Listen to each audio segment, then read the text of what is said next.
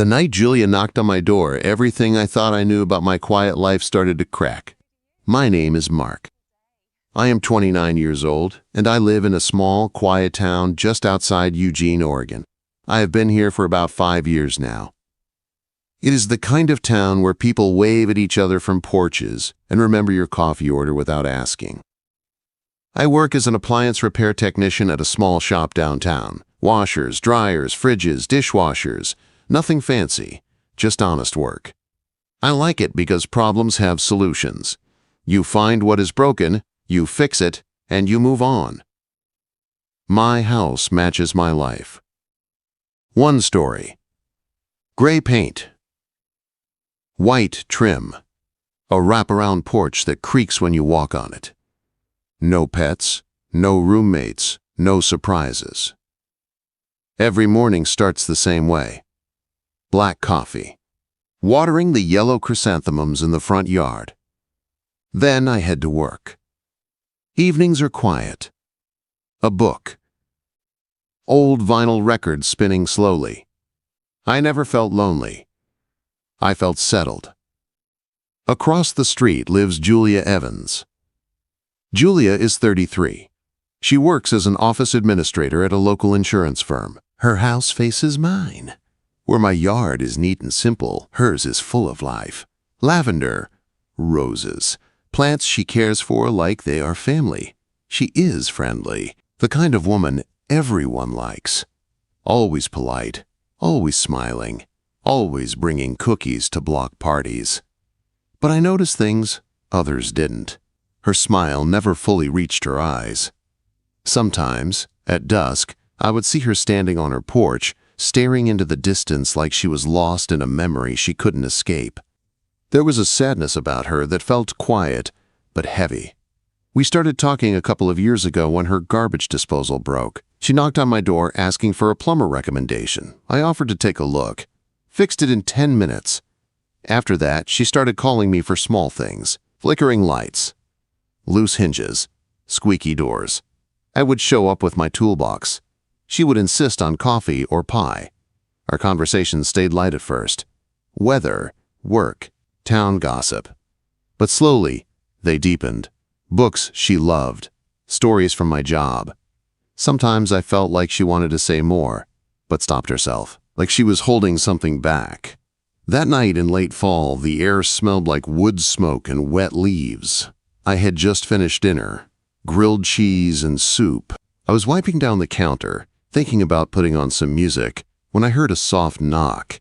No one ever knocked that late. I opened the door, and there was Julia. She was wrapped in a thick wool scarf. Her face looked pale under the porch light. Her eyes were red, like she had been crying. She clutched a knitted blanket to her chest like it was the only thing holding her together. "Mark," she said quietly, "can I come in?" I stepped aside without thinking. "Of course. Are you okay?"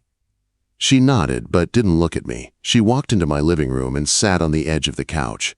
I closed the door, letting the cold air slip inside behind us. I offered her tea. She said yes. Her hands were shaking as she held the mug. The house felt different. Smaller. Tense. "I'm here," I told her. "Take your time." The silence stretched. The clock on the wall sounded louder than usual. Finally, she looked up at me. Her eyes locked onto mine, and something about the way she looked scared me. "I didn't want to be alone tonight," she said, "and there's something I need to ask you." I nodded. "Okay." She took a deep breath. Then she told me everything. Years ago, she had a husband, a little girl, a family. One rainy night, a drunk driver crossed the median. She survived. They didn't. Her voice broke as she spoke. She told me about the emptiness, the silence in her house. How therapy helped, but never filled the hole. How she missed being a mother more than anything in the world. Then she said the words that changed everything. "I want a baby," she said softly, "and I trust you. Would you help me?" The room felt like it stopped breathing. I stared at her, my mind spinning. Help her how? Be the father. The meaning was clear, and it terrified me. She rushed to explain. No marriage, no pressure, She would raise the child herself if I wanted. She just needed someone she trusted. Someone kind. I couldn't speak. My heart was pounding too loud. She stood up quickly. "You don't have to answer. I'm sorry if this was too much." She walked out before I could stop her. The door clicked shut.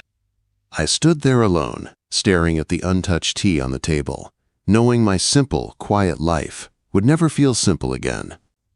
The days after Julia left my house felt heavy, like the air itself had thickened. I went through my routines, but nothing felt right anymore. The morning coffee tasted bitter.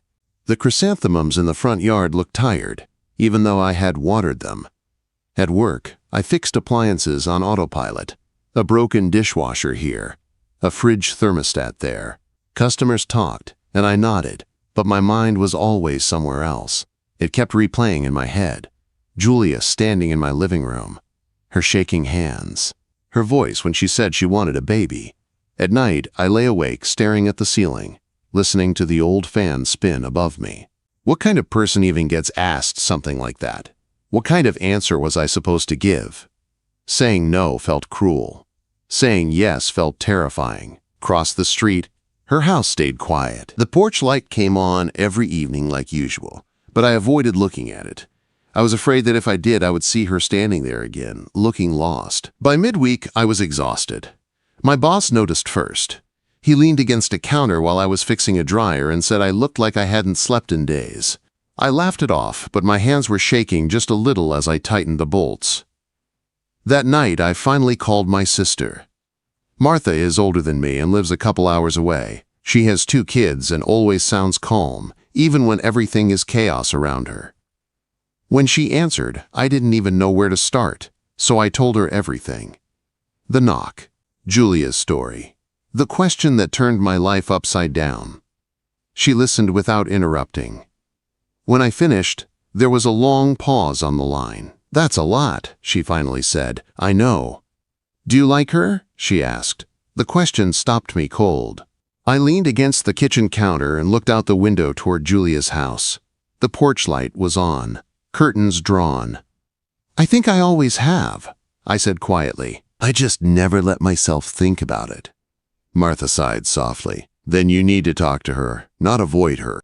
Fear doesn't get to decide this for you." After we hung up, I stood there for a long time. The house felt emptier than it ever had before. 2 days later, I finally broke. I sent a simple text. My thumb hovered over the screen before I hit send. "Hey, Julia. I'm not avoiding you. I just needed time. If you still want to talk, I'm here." Her reply came almost right away. "Thank you for saying that."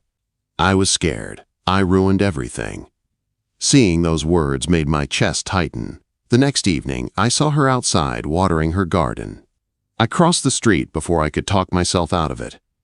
She looked up and smiled, but it was careful. Guarded. "Hey," she said. "Hey." For a moment, neither of us spoke. The air between us felt fragile, like one wrong word could shatter it. She handed me a container. "I made soup. Thought you might like some." I took it, our fingers brushing. "Thanks." We talked about nothing important. The weather, a new coffee shop downtown, ordinary things. But underneath it all, the unspoken question waited. That weekend, I invited her over for dinner. I told her it didn't have to be serious, just food, company. She agreed. I spent the afternoon cooking spaghetti, keeping my hands busy so my thoughts wouldn't spiral. When she arrived, she brought a bottle of wine and a nervous smile. We cooked together, talked, laughed a little. It felt easy in a way I hadn't expected. After dinner, we sat at the table, empty plates pushed aside. The moment had come whether I wanted it to or not. "I've been thinking a lot," I said. She nodded. "Me too." She told me more about her past, about her daughter, about the guilt she still carried, about how the silence in her house felt unbearable. I listened, really listened. Then I told her the truth, that I was scared. That I had never pictured myself as a father, that my own childhood felt distant and lonely sometimes, but also that I cared about her more than I had ever admitted to myself. "I don't want this to be about pity," I said. "If I do this, it has to be real." Quote. Her eyes filled with tears. "That's all I ever wanted, honesty." When she left that night, something had shifted. The fear was still there, but so was something warmer, something hopeful. Over the next few weeks, we spent more time together. Walks in the park, coffee on the porch, long conversations about fears and dreams we had buried years ago. One evening, watching kids play on the swings as the sun dipped low, she looked at me and said, "I don't want to do this alone." I took her hand. "You won't." I didn't say the word father out loud yet, but in my heart it had already started to take shape. A few months passed, and the fear I once felt started to change into something steadier. Julia and I decided to see a doctor together in Eugene. Sitting in that quiet office, surrounded by brochures and soft voices, made everything feel real in a way conversations never could. The doctor explained the process, the options, the timelines. Julia listened carefully, asking questions, her hand resting near mine.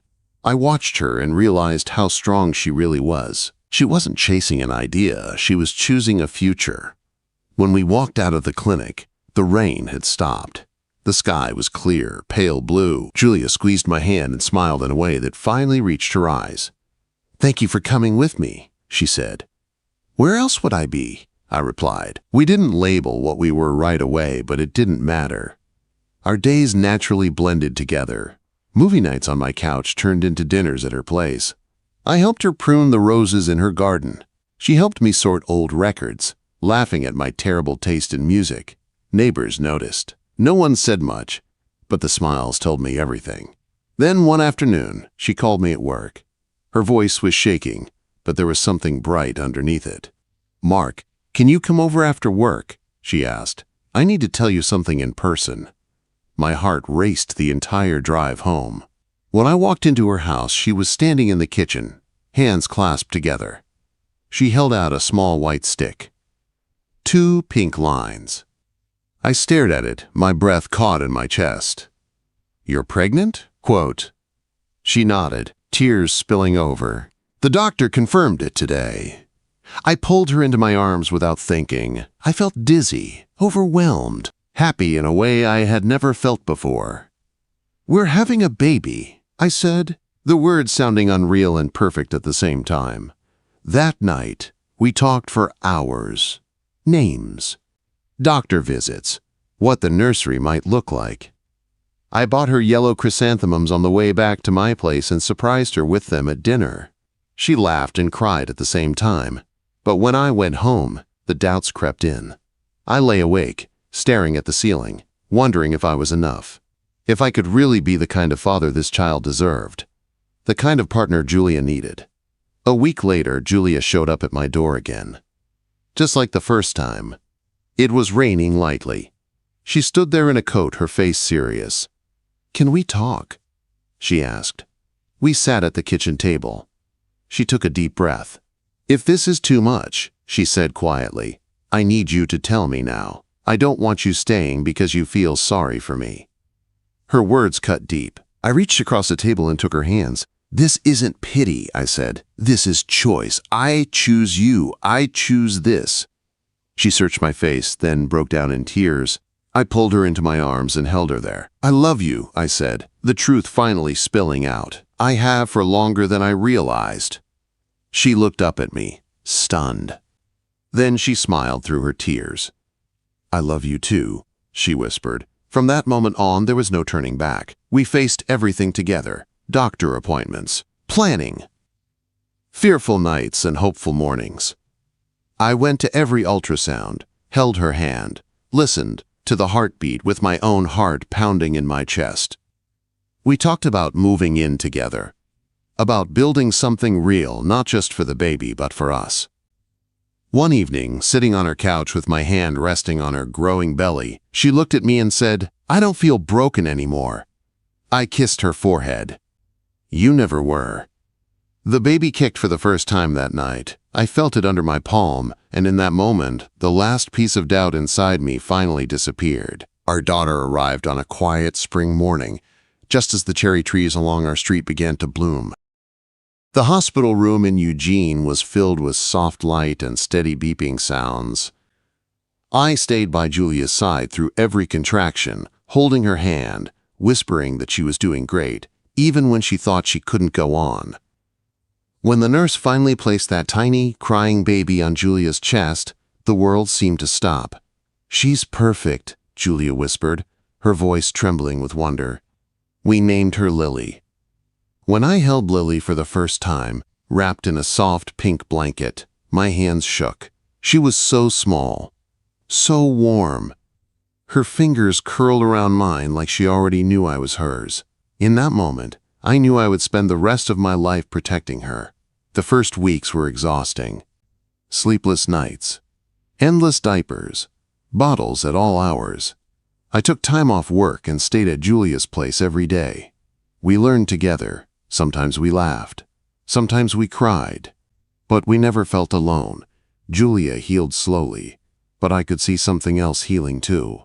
She smiled more. She sang softly to Lily while rocking her to sleep. Sometimes she would pause, tears in her eyes, remembering her past, but the pain no longer owned her. A month later, I moved in for good. We turned the spare room into a nursery, painting the walls a soft yellow. The house filled with sounds it never had before. Tiny cries, soft laughter, the steady rhythm of a family finding its way. Julia hung pictures in the hallway, one of her late husband, one of her daughter, and next to them, new ones, the three of us in the park. Lily sleeping on my chest, Julia leaning into me with a smile that finally looked peaceful. "They'll always be part of me," she said one night. "But this is our now." Life wasn't perfect. There were hard nights when Lily wouldn't sleep, days when Julia's grief resurfaced without warning, moments when I doubted myself again. But every time we faced it together, holding each other, choosing each other. My sister visited often, teasing us, bringing food, holding Lily while we caught our breath. Neighbors stopped by with gifts and advice. Our quiet street felt warmer, more alive. One evening, months later, Julie and I sat on the porch swing while Lily slept inside. The air was warm. Crickets chirped in the distance. Julia rested her head on my shoulder. "If I hadn't knocked on your door that night," she said softly, "I don't know where I'd be." I kissed the top of her head. Probably still across the street, both of us pretending we were fine. She smiled. "You gave me a second chance." I looked toward the house glowing behind us, the soft light spilling onto the porch. "You gave me a family." Inside, the baby monitor crackled with Lily's gentle breathing.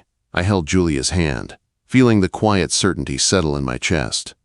What started with a question I never expected had become the life I never knew I needed.